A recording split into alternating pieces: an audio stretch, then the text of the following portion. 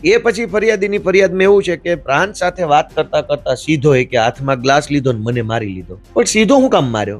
પ્રાંત તારે વાત કરે છે, તમે એને ટોક્યા છે એવું તમે એફઆઈઆર માં નથી લખાયું કે મેં ચૈતરભાઈને ટોક્યા ને ચૈતરભાઈ ઉશ્કેરાઈને મને માર્યો. તમે એને રોક્યા નથી, ટોક્યા નથી, અચ્છા એને તમારી સામું જોઈને વાત નથી કરી. તમારે ને એને કઈ લેવા દેવા. આખી ઘટના ક્યાંથી બને છે કે કોન્ટ્રાક્ટરને સરકારી મીટિંગમાં પ્રાંત અધિકારીએ બોલાવ્યા. એ કોન્ટ્રાક્ટર ભાજપનો માણસ છે. એને શું કામ બોલાવ્યા એ વાતની ચૈતર વસાવા પ્રાંત અધિકારી હારે ચર્ચા કરે છે. આવું એફઆઈઆર માં લખાવ્યું છે ફરિયાદીએ.